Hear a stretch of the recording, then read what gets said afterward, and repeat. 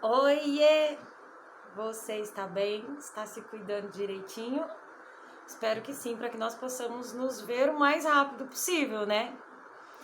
Olha, eu tô fazendo esse vídeo sobre dois filósofos fundamentais da história da filosofia, que eu percebo assim que muitas vezes falta esse conhecimento para que nós entendamos outros filósofos que sucedem, como Platão, por exemplo, e toda a discussão filosófica que se dá depois. Quem são esses caras? É o Parmênides e o Heráclito, certo? Porque eles colocam algumas reflexões ontológicas, eu já vou explicar esses termos, tá? Que elas estão até hoje e ninguém respondeu. São reflexões aporéticas, né? E nós precisamos entendê-las para que nós possamos entender também outras reflexões que sucedem. Quais são essas reflexões? Então vamos lá. Elas têm muito a ver com duas correntes filosóficas chamadas de mobilismo e imobilismo, certo? O que é o mobilismo? É a corrente filosófica que defende que o ser, ele se movimenta, ele está em constante processo de mudança, certo? E desses dois, entre o Parmênides e Heráclito, o pensador que defende isso é o Heráclito, portanto, o mobilismo do Heráclito, tá? E nós temos o imobilismo, que é do Parmênides. Essa corrente filosófica, ela afirma que não há movimento, que o ser não se movimenta. Nós precisamos entender essas reflexões para que nós possamos entender pensadores que sucedem. Então vamos começar nisso. Vou começar pelo Heráclito. Heráclito é um pré-socrático, lembra? O que é importante você lembrar dentro do pensamento pré-socrático?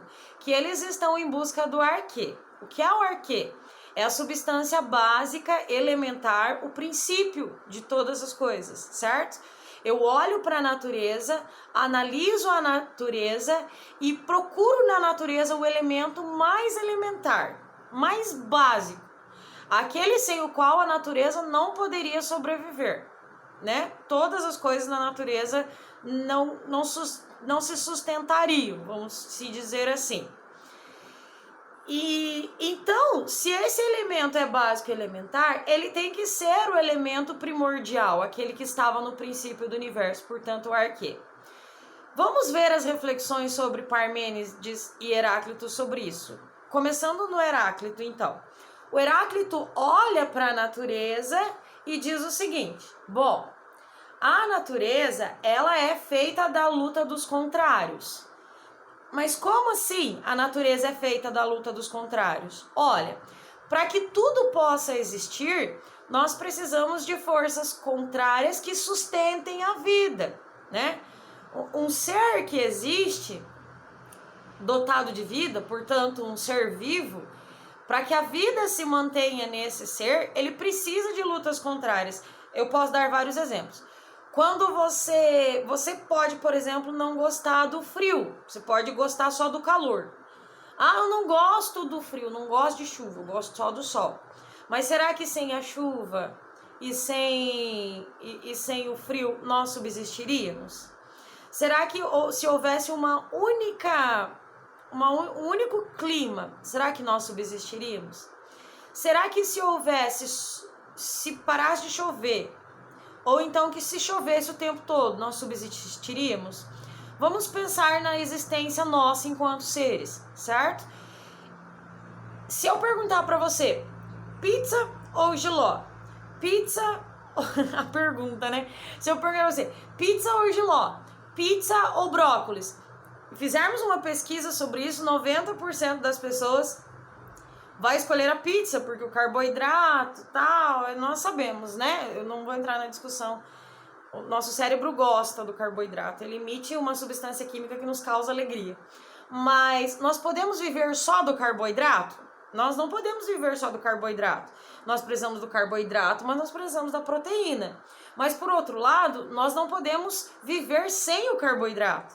Quer dizer, a natureza, ela precisa de um equilíbrio das forças contrárias para que ela possa existir, se manter existente, ok? Tudo bem, vamos avançar um pouquinho na discussão. Essas forças contrárias que lutam o tempo todo entre si, elas geram aquilo que Heráclito chamou de devir. E o que há de vir? Entenda essa palavra como sempre aquilo que há de vir. Quer dizer, um ser, ele não está sempre parado. Ele está em movimento. Ele está em movimento assumindo uma nova forma, uma nova característica, vamos dizer assim. Se você pegar a sua foto lá de quando você nasceu, não sei quanto, você que está assistindo o vídeo, né? Vou pensar aqui num aluno de 17 anos, por exemplo. Se você pegar desde que você nasceu, quantas características diferentes você já assumiu ao longo da sua vida? Então você pega lá desde espermatozoide, você pega embrião, né, o zigoto, você pega o feto, você pega o bebê, você pega a criança, você hoje, se eu for trazer para minha vida, eu hoje, você pega um idoso lá na frente, ou seja, todos os seres estão em processo de devir. O devir altera as características do ser. Porque a luta dos contrários gera no ser a mudança. Por exemplo, eu estou agora aqui na minha casa e eu estou aqui na sombra, não estou tendo contato direto da minha pele com a energia solar, com a luz do sol. E você sabe que eu não posso viver o tempo todo assim. Eu não posso viver o tempo todo desprovida de energia solar, porque eu vou ter uma defasagem de vitaminas no meu organismo.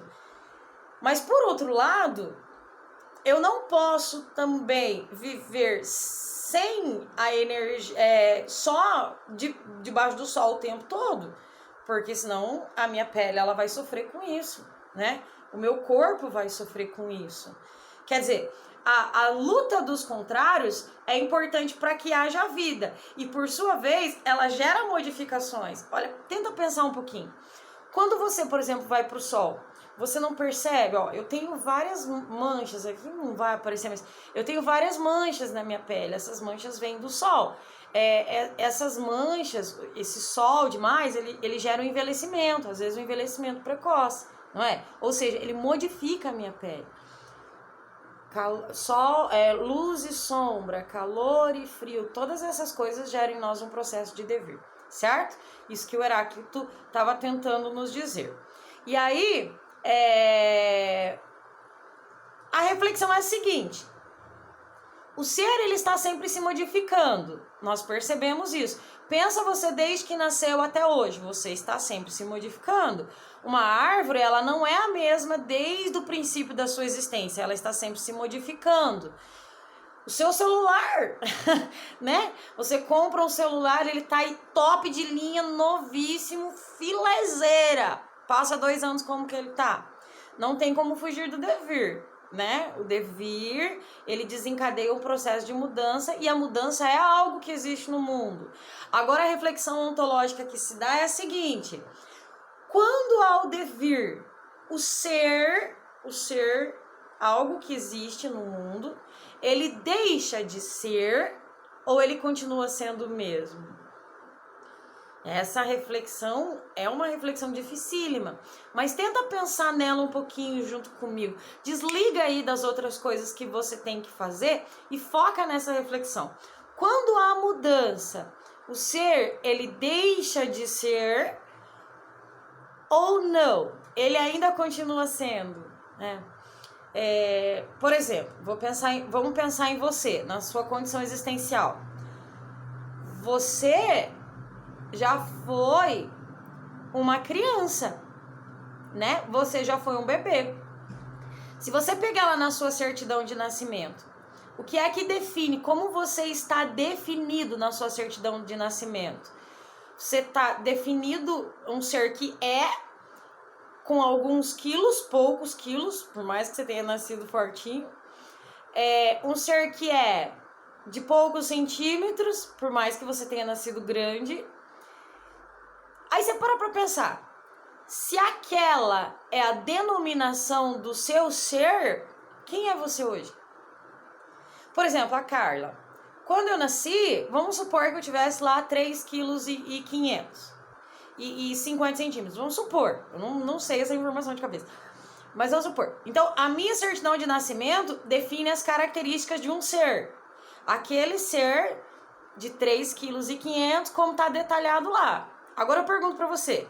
Se aquele ser detalhado lá sou eu, olhe para minhas características hoje. Quem é essa Carla agora aqui? É a mesma Carla que havia lá no começo ou é outra Carla? Para Heráclito é outra Carla.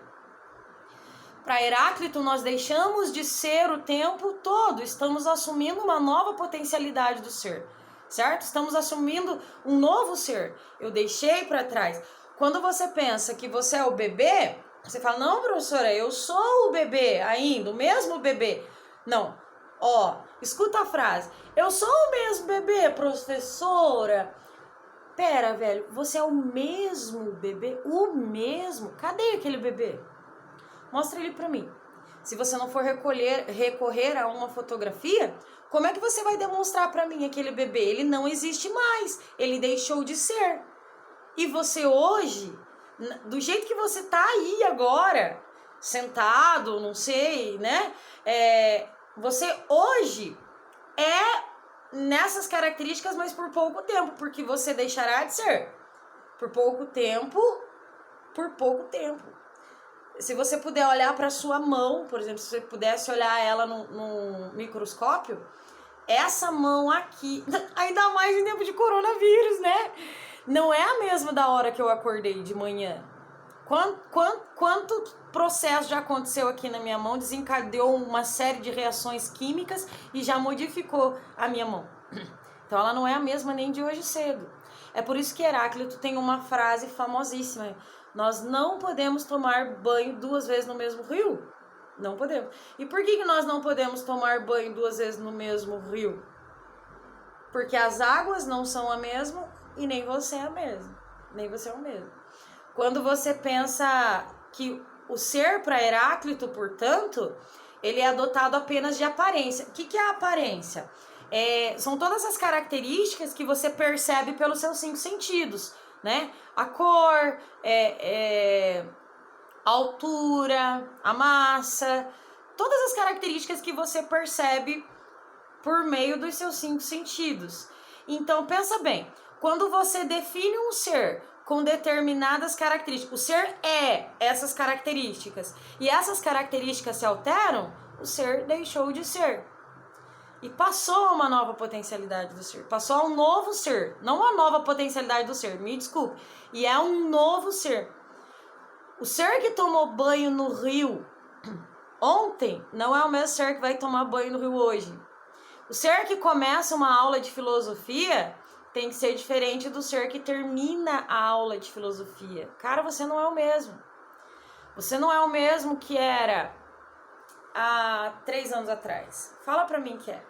Fala pra mim que você é o mesmo bebê que você era. Não era. As suas células, elas são diferentes. Você sabe que as células morrem, né? E tal.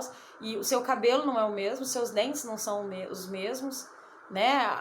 Aqui o que compõe os seus dentes. Quanto que você já perdeu aqui de cálcio. Enfim, das propriedades que existem dentro do ser. Porque as nossas propriedades biológicas, elas estão sendo alteradas. Portanto, nesse pensamento ontológico do Heráclito, o mundo está em constante processo de devir, porque ele é feito, né, da força dos contrários, da luta dos contrários, entra em constante processo de devir e altera o ser. Portanto, o ser deixa de ser. Não podemos tomar banho 2 vezes no mesmo rio, porque o ser rio não é o mesmo e você ser também não é o mesmo, certo? Nesse sentido, a produção de conhecimento entra em xeque. Porque se eu estudo o ser hoje, se eu faço as definições, as descrições do ser hoje, levando em consideração que ele é aquilo que ele aparenta ser, né? Amanhã ele se altera. Eu sempre dou esse exemplo na sala de aula com relação a uma maçã. Você pega uma maçã, descreve todas as características da maçã, faz um relato fantástico, pega o professor de biologia, de química, a gente narra tudo que tiver dentro da maçã, as composições químicas, coloca tudo que tem na maçã, guarda ela de uma semana para outra. Na outra semana, ela será a mesma maçã narrada na semana anterior? Ela não será. O teu professor de químicos, os demais, eles vão concordar com isso. Não é a mesma. Ela foi alterada.